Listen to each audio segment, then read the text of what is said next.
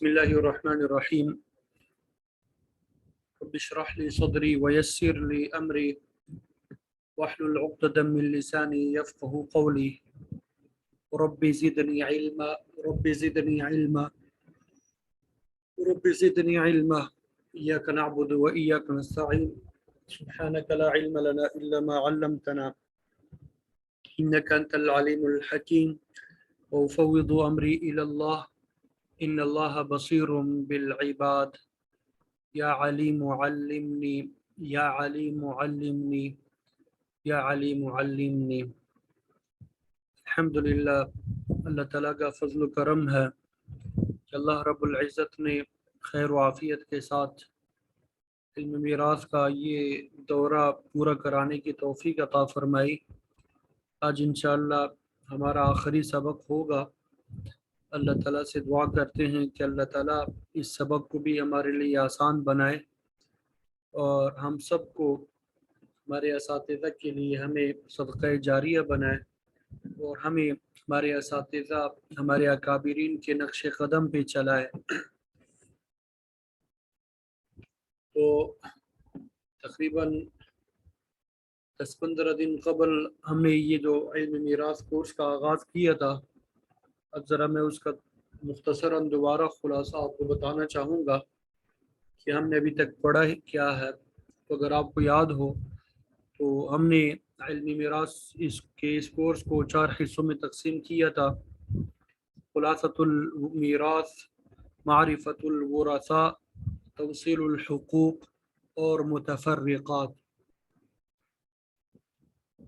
خلاصۃ المیراث کے حوالے سے آپ کو میں نے یہ بتایا کہ اس میں ہم 3 چیزوں سے متعلق پڑھیں گے۔ نمبر 1، ترکہ سے متعلق حقوق، اور نمبر 2، ترکہ کو ورثہ میں تقسیم کرنے کی ترتیب، نمبر 3، موانع ارث۔ یہ خلاصۃ المیراث میں ہم نے پڑھے تھے۔ اور معرفت الورثہ میں ورثہ کی پہچان ہم نے حاصل کی تھی کہ ورثہ کی 3 قسمیں ہیں: ذوی الفروض، عصبہ اور ذوی الارحام۔ ذوی الفروض، عصبہ اور ذوی الارحام۔ ذوی الفروض کے بارے میں آپ کو بتایا تھا کہ جن کے حصے اللہ رب العزت نے قرآن مجید میں مقرر فرمائے ہیں، اور ذوی الفروض کل 12 تھے، 4 مرد اور 8 عورتیں۔ اور پھر اس کے بعد یہ ذوی الفروض کو تفصیل سے بیان کیا گیا کہ ہر ایک کے احوال وہ سارے آپ کو بتا دیے گئے۔ پھر اس کے بعد عصبات، کہ اگر ذوی الفروض نہ ہو تو سارا مال لیتے ہیں، اگر ذوی الفروض ہو جو ان سے باقی بچتا ہے وہ لے لیتے ہیں۔ کافی مثالیں ہم نے حل کی کس طریقے سے عصبات کو حصہ دیا جاتا ہے۔ تو پھر عصبات کی 2 قسمیں ہم نے پڑھی، نسبی اور سببی۔ پھر نسبی کے بارے میں ہم نے پڑھا کہ بنفسی ہی ہے، بغیر ہی ہے اور مع غیر ہی۔ بنفسی ہی پھر 4 تھے: جزء المیت، اصل المیت، جزء ابی ہے، جزء جدی۔ بغیر ہی بھی 4 تھے: بنت الابن، اخت اعیانی، اخت علاتی، یصرن عصبۃ باخوتہن۔ اور مع غیر ہی 2 تھے: اخت اعیانی اور اخت علاتی، یصرن عصبۃ مع البنت و بنت الابن وان سفلت۔ اور پھر عصبات سببی، مولا العتاقہ ثم عصبته الذکور، یعنی مولا العتاقہ اور پھر اس کے مذکر عصبہ۔ پھر اس کے بعد ہم نے ذوی الارحام کے بارے میں پڑھا کہ ذوی الارحام کے 4 اصناف ہیں، 4 قسمیں ہیں۔ البتہ ذوی الارحام کو تفصیل سے ہم نے نہیں پڑھا، صرف ان کے نام پڑھے، کیونکہ بہت کم مسائل پیش آتے ہیں۔ پھر کبھی اللہ تعالیٰ نے موقع دیا انشاءاللہ ذوی الارحام کے حوالے سے بھی تفصیل سے میں پڑھا دوں گا۔ ابھی اس مرتبہ تو نہیں ہو سکا۔ البتہ یہ ہے کہ میں انشاءاللہ ویڈیو وغیرہ اس کی ریکارڈ کرا دوں گا اور یوٹیوب پہ اپلوڈ کر دیں گے، پھر وہاں سے آپ اس کی تفصیلات وغیرہ دیکھ لیں گے۔ اور ذوی الارحام اتنی مشکل نہیں ہے، وہ بھی اسی سے ملتے جلتے ہیں، ٹھیک ہے، چونکہ زیادہ تر ان کے مسائل پیش نہیں آتے اس لیے ان کو بیان نہیں کیا گیا۔ پھر اس کے بعد ہم نے توصیل الحقوق الی مستحقیہم، کہ ورثہ کو ان کا حصہ پہنچانے کا طریقہ کیا ہے، کس طریقے سے जो हमने ज़वील फ़ुरूज़ के हिस्से पढ़े हैं उनको किस तरीके से उनको पहुंचाना है इसके बारे में पढ़ा। इसमें तकरीबन 10 मबाहिस बयान किए गए थे, हमने 9 मबाहिस पढ़ लिए। 10 मबाहिस बयान किए गए थे, इनमें से हमने 9 मबाहिस पढ़े। इसमें एक बहस जो थी मुक़ासमतुल जद, वो हमने नहीं पढ़ी चूँकि अमली तौर पे उसकी ज़रूरत नहीं होती, इसलिए हमने वो छोड़ दी। तो सबसे पहले जो है दो अददों के दरमियान निस्बत, दो अददों के दरमियान निस्बत, 4 निस्बतें थी वो आपको बता दी। ठीक है, तमासुल, तदाखुल, तवाफुक और तबायुन। और फिर मसला बनाने का तरीका, ये बहुत अहम था, मसला बनाने का तरीका। ये हर एक मसले में हमें ज़रूरत पेश आती है, ये दो अददों के दरमियान निस्बत और मसला बनाने का तरीका, तकरीबन हर मसले में हमें इसकी ज़रूरत पेश आती है। ठीक है, एक मिसाल में अभी हल कराने की कोशिश करूँगा अमली तौर पे, ताकि एक मरतबा याद दहानी हो जाए। इसमें हमने पढ़ा कि मसले ये कुरान मजीद में जो हिस्से अल्लाह ताला ने मुकर्रर किए हैं वो 6 है। दो ग्रुपों में हमने तकसीम किया था, निस्फ, रुबा, सुमुन पहला ग्रुप था, और फिर उसके बाद सुलुस, सुलुसान और सुदुस ये दूसरा ग्रुप था।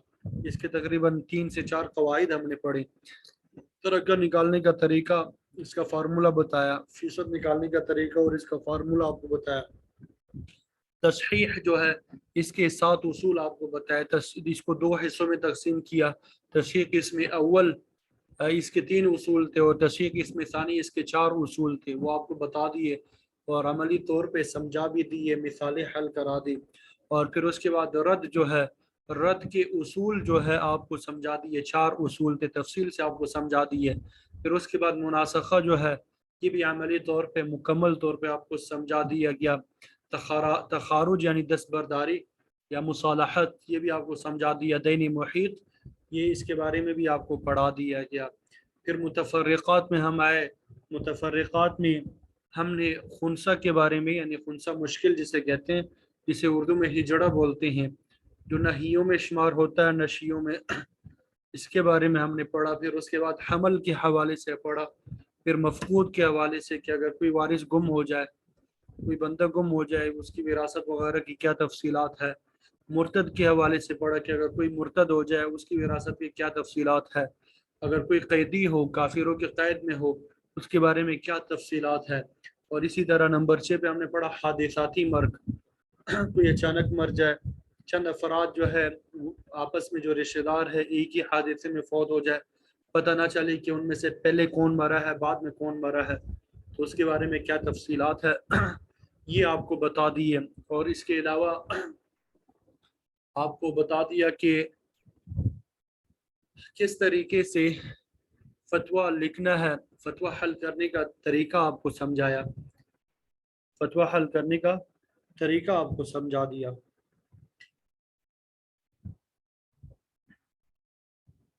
तो ये एक खाका आपके सामने पेश कर दिया कि हमने इल्म मीरास के कोर्स में क्या कुछ पढ़ा, क्या कुछ हासिल किया।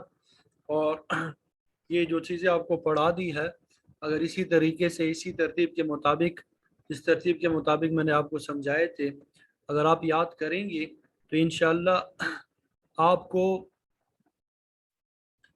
इल्म मीरास का कोई भी मसला जो है वो हल करने में बिल्कुल भी दुश्वारी पेश नहीं आएगी। इल्म मीरास का मसला आसानी से हल कर सकेंगे, कोई दुश्वारी जो है वो पेश नहीं आएगी। ठीक है, बस जैसा कि शुरू में मैंने आपको बता दिया था, एक ही उसूल है जो असबाक आपको पढ़ा दिए गए, अगर आप वो याद करेंगे बिलखुसूस ज़वील फ़ुरूज़ और आसबात में जो तफसील है, तो इंशाअल्लाह आपके लिए मसाइल हल करना बिल्कुल आसान होंगे, मुश्किल नहीं होंगे। आपके लिए मसाइल जो है हल करना मुश्किल नहीं होंगे, इंतहाई आसान होंगे। बस जिन्होंने याद कर लिए हैं तो उन्होंने प्रैक्टिस भी होगी, प्रैक्टिस भी की होगी, तो उनके लिए मसला हल करने में कोई दुश्वारी पेश नहीं आई। अब इंशाल्लाह आखिरी आज हम सबक पढ़ लेंगे। आखिरी सबक शुरू करने से पहले विरासत का कोई एक मसला जो है वो हल कर लेते हैं, ताकि एक मरतबा ताज़ा हो जाए। एक मरतबा जो हमने विरासत के मसाइल पढ़े हैं वो एक मरतबा ताज़ा हो जाए, उसका तरीका एक मरतबा दोबारा दोहराई उसकी हो जाए। اور پھر اس کے بعد آخری سبق انشاءاللہ ہم پڑھیں گے اللہ اکبر کبیرہ۔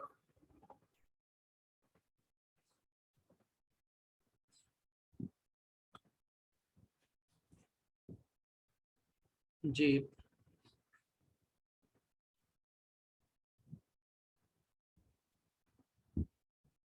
دیکھیں، یہ اب جب کسی شخص کا انتقال ہوتا ہے، وراثت کا مسئلہ حل کرنے کا جو طریقہ میں نے آپ کو سمجھایا تھا، اس طرح پہلے ہم نے میت لکھنا ہوتا ہے۔ اب جس شخص کا انتقال ہوا ان کے ورثہ دیکھنے ہوتے ہیں۔ ہم کوئی بھی مسئلہ فرض کر لیتے ہیں، ٹھیک ہے؟ کوئی بھی مسئلہ، مثلا ایک شخص کا انتقال ہوا، اس کی بیوہ موجود ہے، ٹھیک ہے؟ اس کی کیا ہے؟ بیوہ موجود ہے، اور اس شخص کی والدہ جو ہے وہ بھی حیات ہے۔ اس شخص کی کیا ہے؟ والدہ بھی حیات ہے، اور اسی طرح اس کے 3 بیٹے ہیں۔ کتنے بیٹے ہیں؟ یہ فرضی مسئلہ میں بنا رہا ہوں کوئی، ٹھیک ہے؟ 3 بیٹے ہیں، یہ سب کو سکرین دکھائی دے رہی ہے، اور 2 بیٹیاں ہیں۔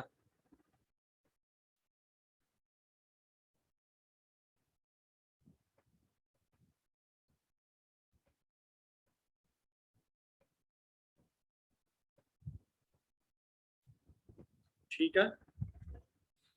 اب دیکھیں، طریقہ میں نے آپ کو بتایا تھا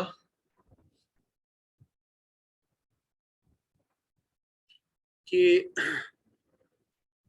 سب سے پہلے ہم نے، جب یہ ایک وارث ہے بیوہ، اب یہ بیوہ کے احوال ہم نے پڑھے تھے، زوجہ جسے کہتے ہیں، 2 احوال ہم نے پڑھے تھے۔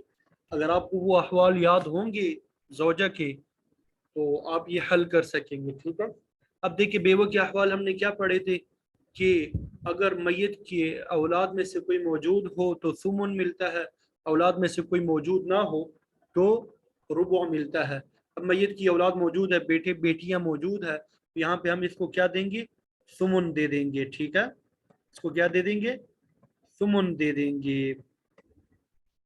اب یہ والدہ ہے، والدہ کے ہم نے 3 احوال پڑھے تھے۔ والدہ کے ہم نے کیا احوال پڑھے تھے؟ 3 احوال پڑھے تھے۔ اگر کسی کو یاد ہوں گے وہ 3 احوال تو یہ مسئلہ حل کر سکے گا، ورنہ اسے مشکل پیش آئے گی، حل نہیں کر سکے گا۔ تو پہلی حالت کیا ہے کہ چھٹا حصہ ملتا ہے، سدس ملتا ہے۔ اور سدس کب ملتا ہے؟ کہ میت کی اولاد میں سے کوئی ایک ہو، یا میت کے بہن بھائیوں میں سے کوئی سے 2 افراد ہو، ٹھیک ہے؟ تو یہاں پہ میت کی اولاد میں سے بیٹے بیٹیاں موجود ہے تو والدہ کو کیا ملے گا؟ سدس ملے گا، والدہ کو سدس ملے گا، ٹھیک ہے؟ بیٹیوں کے بارے ہم نے کہ بیٹیوں کے ساتھ اگر بیٹے آ جائے تو بیٹیاں کیا ہو جاتی ہیں؟ عصبہ ہوتی ہے، بیٹے بھی عصبہ ہوتے ہیں۔ بیٹی بیٹیاں جب ساتھ میں آتے ہیں تو یہ کیا بنتے ہیں؟ عصبہ بنتے ہیں۔ تو ان کے نیچے ہم نے کیا کر دیا؟ عصبہ لکھ دیا، ٹھیک ہے؟ اب یہ تو پہلا پورشن ہے، یہ معرفت الورثہ سے ہم نے یہ حل کرنا ہوتا ہے۔ یہ جو ہے یہاں تک جو ہم نے حل کیا، یہ کس کا کام تھا؟ معرفت الورثہ، ورثہ کی پہچان نے، وہ پورشن اگر ہم نے یاد کیا ہوگا تو اتنا مسئلہ ہم حل کر سکیں گے، ٹھیک ہے؟ معرفت الورثہ کا یہ کام تھا اور مقصد تھا جو آپ کو سمجھا دیا۔ معرفت الورثہ میں ہم نے یہ سیکھا۔ اب دوسرا کام پھر آگے شروع ہوتا ہے، مسئلہ بنانے کا طریقہ۔ یہ توصیل الحقوق میں آتا ہے، مسئلہ بنانے کا طریقہ کہاں پہ آتا ہے؟ توصیل الحقوق میں ہم نے پڑھا تھا، ٹھیک ہے؟ یہ مکمل لکھنے میں ذرا دشواری ہے تو میں نے ویسے ہی لکھ دیا۔ اب دیکھیں، مسئلہ بنانے کا جو طریقہ ہے ہم نے وہاں پڑھا تھا کہ قرآن مجید میں اللہ رب العزت نے جو حصے مقرر فرمائے ہیں، قرآن مجید میں اللہ رب العزت نے جو حصے مقرر فرمائے ہیں، کل کتنے حصے مقرر فرمائے ہیں؟ 6 حصے مقرر فرمائے ہیں۔ تو اس کو ہم نے 2 حصوں میں تقسیم کیا تھا، 2 گروپوں میں تقسیم کیا تھا۔ پہلے گروپ میں نصف، ربع اور ثمن، اور دوسرے گروپ میں ثلث، ثلثان اور سدس۔ اب اس میں ایک قاعدہ ہم نے آپ کو یہ سمجھایا تھا، یہ بتایا تھا، کہ اگر پہلے گروپ میں سے سمن آ جائے، پہلے گروپ میں سے سمن آ جائے، یہ پہلے گروپ میں سے، اور دوسرے گروپ میں سے کوئی بھی آ جائے، ٹھیک ہے، تو مسئلہ کس سے بنایا جاتا ہے؟ 24 سے بنایا جاتا ہے، مسئلہ 24 سے بنایا جاتا ہے۔ 24 سے بنانے کا کیا مطلب؟ کہ ترکہ کے کل 24 حصے کیے جائیں گے، ترکہ کے کل کتنے حصے کیے جائیں گے؟ 24 حصے کر دیے جائیں گے، ٹھیک ہے۔ اور میں نے آپ کو بتایا تھا کہ کہاں پہ لکھنے ہیں، یہاں پہ اس طریقے سے لکھنا ہے، پہلے ہم نے لکھنا ہوتا ہے مسئلہ، پہلے ہم نے کیا لکھنا ہوتا ہے؟ مسئلہ، اور پھر یہاں پہ 24 لکھ لینے ہوتے ہیں، اس کو اس طرح کیا لکھنا ہے؟ 24، ٹھیک ہے۔ وہ کی ترقی کے ہم نے کتنے حصے بنا لیے؟ 24 حصے۔ اور یہاں پہ آپ یاد رکھیں کہ مسئلہ بنانے میں عصبہ کو نہیں دیکھا جاتا، مسئلہ بنانے میں اگر یہ ذوی الفروض آ جائے تب عصبہ کو نہیں دیکھا جاتا، اگر صرف عصبہ ہو، اگر صرف عصبہ ہو تو جتنے عصبہ ہوں گے، جتنے عصبات کی تعداد ہوگی انہی سے مسئلہ بنا دیں گے۔ اور یہ بھی عصبات میں نے آپ کو بتایا تھا کہ والمسألة من الرؤوس فی العصبات، کہ عصبات میں مسئلہ ورثہ کی تعداد کو دیکھتے ہوئے بنایا جاتا ہے۔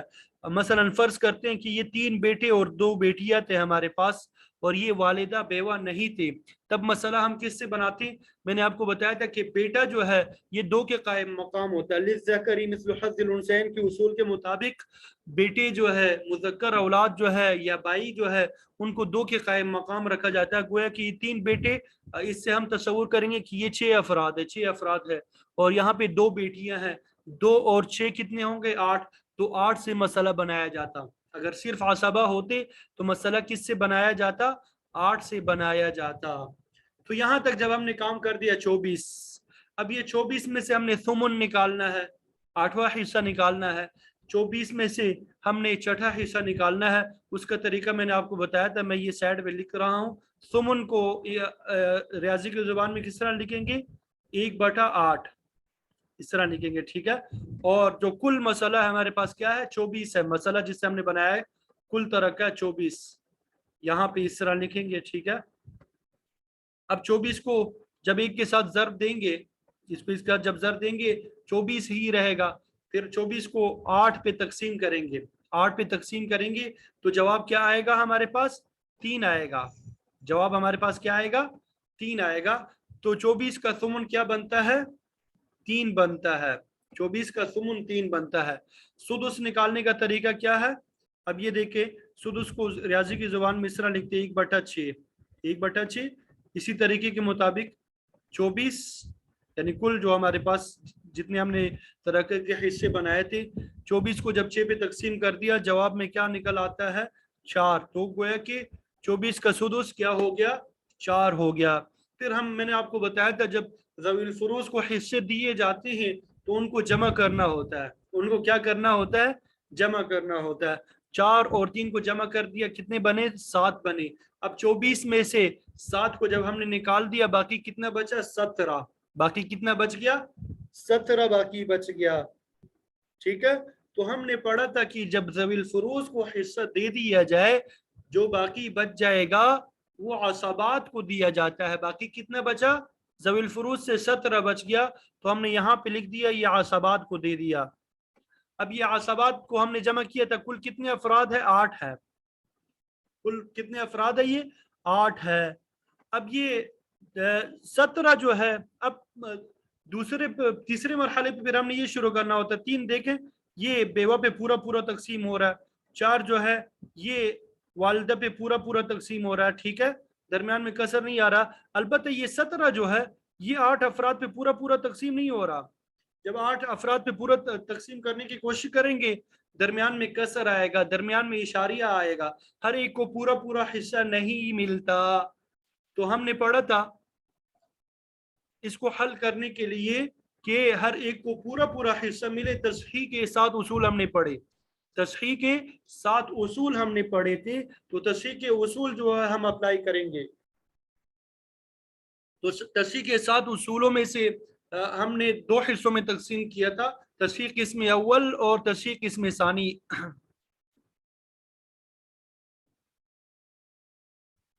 यहाँ पे एक साहब बता रहे हैं कि यहाँ पे 3 बेटे और 2 बेटियां हैं। तभी मैंने आपको बताया कि 3 बेटे जो है ये 2 के कायम मकाम है। बेटे किसके कायम मकाम है?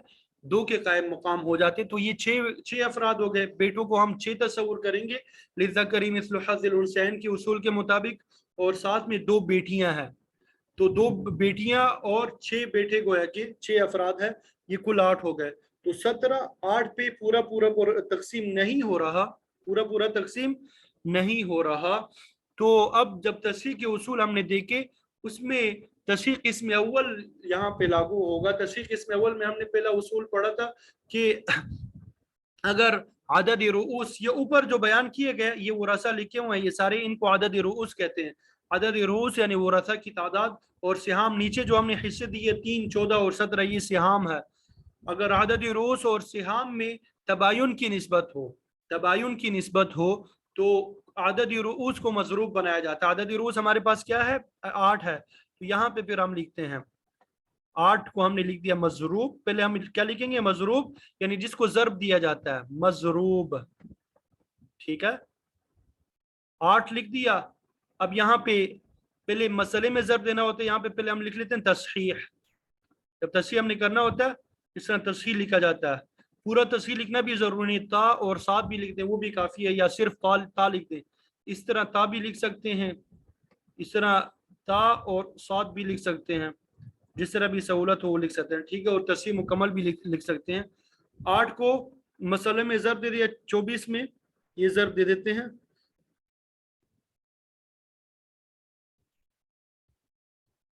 8 ज़र्ब 24 192 निकल आते हैं। कितने निकल आए? 192। फिर दूसरा काम क्या करना होता है कि ये मजरूब ही को 8 को ये तमाम सिहाम में, ये जो नीचे सिहाम में इनमें ज़र्ब देना होता है। 8 को 3 में ज़र्ब दे दिया 24, 8 को 4 में ज़र्ब दे दिया, कितना हुआ? 32। ठीक है, और 8 को 17 में ज़र्ब देना है, 8 को 17 में ज़र्ब दे दिया 136। कितना हो गया? 136। अब ये जो हमने यहाँ पे लिखे 136, 32 और 24, इन सबको जमा करेंगे, 32 फिर आगे 24, ये जवाब आएगा 192। तो मतलब हम सही जा रहे हैं, 192। ठीक है, अब ये 136 को 8 पे तकसीम करेंगे, 136 को 8 पे तकसीम करेंगे तो क्या जवाब निकल आता है? 17। तो गोया कि इन 8 अफराद का क्या हो गया? 17 हिस्सा हो गया। अब ये बेटों के क्या होते हैं? डबल हिस्से होते हैं। तो 17 का डबल क्या निकल आता है? फी बेटा 34 आएगा। ठीक है, और बेटी का फी बेटी क्या इसका हिस्सा आएगा? 17। फीसद निकालने का तरीका मैंने आपको बताया था, फॉर्मूला आपको बताया था कि सहम को तकसीम करना होता है तस्हीह में। सहम को तकसीम कर दिया, ये 24 को तकसीम कर दिया 192 में, और ज़र दे दिया 100 के साथ, तो ये 12.5% हो गया, 12.5% हो गया। ठीक है, इसी तरह 32 को करेंगे, 32 तकसीम 192 ज़रबे 100, ये 16.67% हो गया। वालिदा का हिस्सा क्या हो गया फीसद के एतबार से? 16.67%।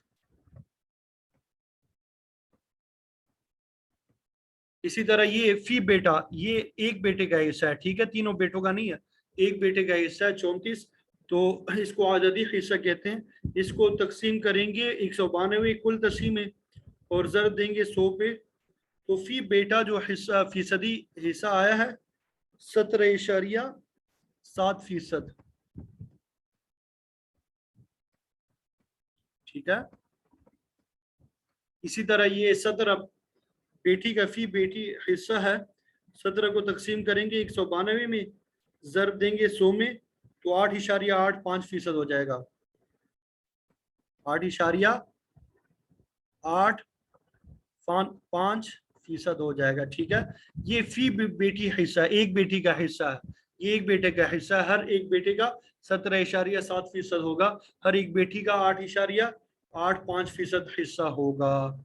तो इस तरीके से आपने हल करना है, इस तरीके से आपने हल करना है।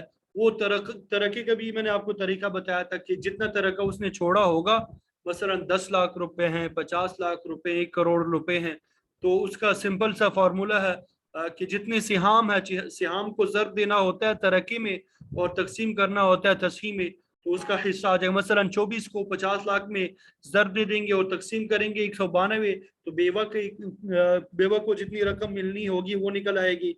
इसी तरह 32 जो वालिदा का हिस्सा है, इसको ज़र्ब देंगे तरक्के में और फिर तकसीम करेंगे 192 में, तो वालिदा का हिस्सा आ जाएगा। 34 को भी इसी तरह ज़र्ब दें तो बेटे का हिस्सा आ जाएगा। 17 को ज़र्ब दें तो बेटी का हिस्सा आ जाएगा। तो इस तरीके से विरासत का मसला जो है आपने हल करना है। इस तरीके से विरासत का मसला आपने हल करना है।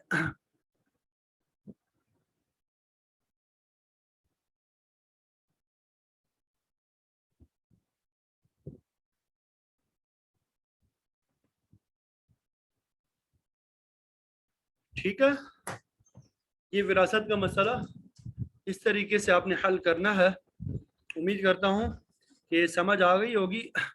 अब आज हम इंशाल्लाह फंड के हवाले से कुछ पढ़ेंगे। जो मुख्तलिफ फंड्स है उस हवाले से हम पढ़ेंगे और फिर उसके बाद आपके जो सवालात हैं उनके जवाबात इंशाल्लाह वो दिए जाएंगे।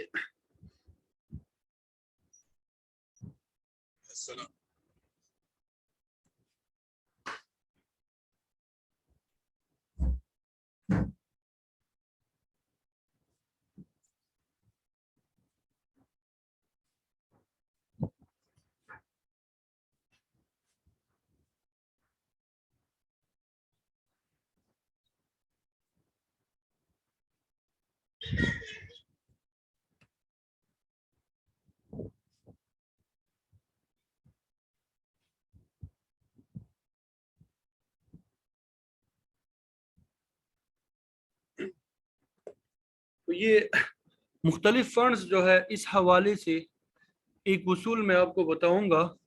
इस उसूल को आपने याद रखना है, तो हर एक फंड के हवाले से आपके लिए फैसला करना आसान होगा। जितने भी फंड्स है, मुख्तलिफ कंपनीज के मुख्तलिफ फंड्स होते हैं, मुख्तलिफ मद्दात में वो पैसे देते हैं अपने मुलाजमीन को, तो उनकी क्या शरई हैसियत होगी, उसको तरक्की में शुमार करेंगे या नहीं, उसको तरक्की में शुमार करेंगे या नहीं, तो इस हवाले से हमारे लिए फैसला करना आसान हो जाएगा।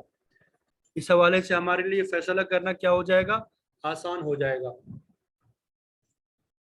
तो उसूल आप समझें, वो उसूल ये है कि मरहूम जिस रकम का अपनी जिंदगी में मुस्तहिक बन गया था, मरहूम जिस रकम का अपनी जिंदगी में मुस्तहिक बन गया था, यानी अदालत के जरिए उस रकम को हासिल कर सकता था। अदालत के मुस्तहिक बनने से क्या मुराद, अदालत में अगर वो दावा करता तो उसको वो रकम मिल जाती, कानूनन वो रकम उसकी बनती, तो वो तरका है। उसको हम क्या शुमार करेंगे, तरका शुमार करेंगे। वो जिस वारिस को भी सुपुर्द की जाएगी, यानी कंपनी जिस वारिस को भी देगी वो रकम, उसे तमाम वरासा में शरीयत के मुकर्रर किए हुए हिस्सों के मुताबिक तकसीम करना ज़रूरी है। उसे तमाम वरासा में शरीयत के मुकर्रर किए हुए उसूलों के मुताबिक तकसीम करना ज़रूरी है। ये तो पहला उसूल है कि मरहूम जिस रकम का अपनी ज़िंदगी में मुस्तहिक बन गया था, यानी अदालत के ज़रिए से उस रकम को हासिल कर सकता था, तो वो तरका है। जिस वारिस को भी वो रकम दी जाएगी उस पर लाजिम है कि तमाम वरासा में उनके शरई हिस्सों के मुताबिक वो तकसीम करे। और जिस रकम का मरहूम अपनी ज़िंदगी में मुस्तहिक नहीं बना था, जिस रकम का मरहूम अपनी ज़िंदगी में मुस्तहिक नहीं बना था, वो इदारे की तरफ से आतिया यानी हदिया होता है। वो इदारे की तरफ से क्या होता है, हदिया होता है, आतिया होता है। इस बारे में इदारे के उसूल और जवाबित को देखना ज़रूरी होता है। इस बारे में इदारे के उसूल और जवाबित को देखना ज़रूरी होता है। बसा औकात इदारा जो है बेवा के नाम दे देता है कि ये बेवा की रकम होगी, और बसा औकात ऐसा होता है कि वो तमाम बच्चों के लिए देता है, यानी जो भी अफराद مرحوم کی کفالت میں تھے ان سب کو دیتا ہے، ان سب کے ساتھ مدد کرتا ہے، تو پھر اسی کے مطابق عمل کیا جائے گا، اسی کے مطابق کیا کیا جائے گا، عمل کیا جائے گا۔ اس لیے اگر کسی خاص وارث کو متعین کر کے دی جائے تو وہی اس کا مالک ہوگا۔ یعنی اگر کسی خاص وارث کا نام لیا جائے کہ یہ رقم اس کی ہے، بیوہ کی ہے، تو بیوہ مالکہ بن جائے گی۔ لیکن اگر بسا اوقات ایسا بھی ہوتا ہے کہ کسی ایک کے نام دیا جاتا ہے اور یہ کہا جاتا ہے کہ یہ بطور سرپرست سے تمام ورثہ میں یہ تمام ورثہ پہ، نابالغ ورثہ پہ یہ تقسیم کرے گا، تمام ورثہ پہ خرچ کرے گا۔ کسی ایک کو اس وجہ سے دیا جاتا ہے کہ وہ بطور گارڈین کے، بطور سرپرست کے وہ اسے دیتے ہیں تاکہ جو نابالغ ورثہ ہے ان پہ وہ خرچ کر سکے۔ تو پھر وہ ایک بندہ مالک نہیں ہوگا، بلکہ اس پہ لازم ہوگا کہ وہ دیگر تمام ورثہ پہ بھی اس کو خرچ کرے۔ اور اگر متعین کیے بغیر دی جائے تو جو افراد مرحوم کے زیر کفالت تھے وہ سب اس رقم کے حقدار ہوں گے، سب میں برابر تقسیم کرے۔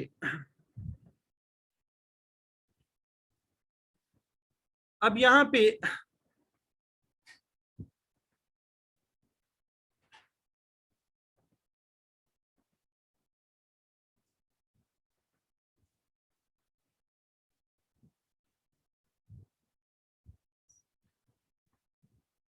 پروویڈنٹ فنڈ جو ہے یہ جو ہے یہ ترقی میں شمار ہوگا۔ پروویڈنٹ فنڈ کی مد میں جتنی بھی رقم آئے گی، اب اس میں تقریباً 3 قسم کے رقوم ہوتے ہیں۔ ایک تو یہ ہے کہ ماہانہ جو ملازم کے تنخواہ میں سے رقم کاٹی جاتی ہے اور اتنی رقم ادارہ خود ملاتا ہے، پھر تیسری جگہ ان دونوں رقوم کو انویسٹ کرتے ہیں، وہاں سے پروفٹ آتا ہے۔ تو یہ تینوں رقم وصول کرنا بھی جائز ہوتا ہے، لیکن یہ تینوں رقوم جو ہے یہ ترقہ میں شمار ہوں گے، یہ تینوں رقوم جو ہے ترقہ میں شمار ہوں گے۔ گریجویٹی فنڈ جو ہے اس حوالے سے ہر ادارے کے قوانین مختلف ہے، ہر ادارے کے قوانین کیا ہے؟ مختلف ہے۔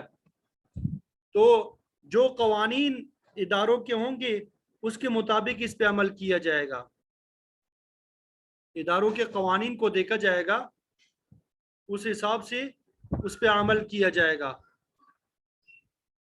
اگر کسی ادارے میں ایسا قانون ہے کہ زندگی میں وہ مستحق بن جاتا ہے، حقدار ہو جاتا ہے اس رقم کا، اس رقم کا وہ زندگی میں کیا ہو جاتا ہے؟ حقدار ہو جاتا ہے، تو وہ ترقی میں شمار ہوگی رقم۔ لیکن اگر زندگی میں وہ مستحق نہیں بنتا تو وہ عطیہ کہلائے گی وہ رقم، ٹھیک ہے۔ انشورنس کی رقم جو ہے، تو انشورنس جو ہے اگرچہ ناجائز حرام ہے، لیکن اگر کسی نے انشورنس کرائی ہوئی ہو تو پریمیم جو ہے جتنی قسطیں انسان نے جمع کرائی ہوگی وہ ترکہ ہے، اور بقیہ جو رقم زائد ملے گی وہ سود کے زمرے میں داخل ہے۔ اور سود کا حکم یہ ہے کہ اگر وہ کسی کی ملکیت میں آ جائے تو بغیر نیت ثواب کے صدقہ کرنا ضروری ہوتا ہے، بغیر نیت ثواب کے صدقہ کرنا ضروری ہوتا ہے۔ تو جتنی قسطیں انشورنس کی جمع کرائی گئی ہے وہ تو ترکہ میں شمار ہوگی، اور جو باقی رقم زائد ملے گی اسے صدقہ کرنا ضروری ہے۔ اسی طرح فیملی پینشن وغیرہ جو ہے یہ مرحوم کے زیر کفالت تمام افراد کے لیے عطیہ ہے، یہ مرحوم کے زیر کفالت تمام افراد کے لیے عطیہ ہے، جیسا کہ قانون میں تصریح ہے، جیسا کہ قانون میں کیا ہے؟ تصریح ہے، ٹھیک ہے۔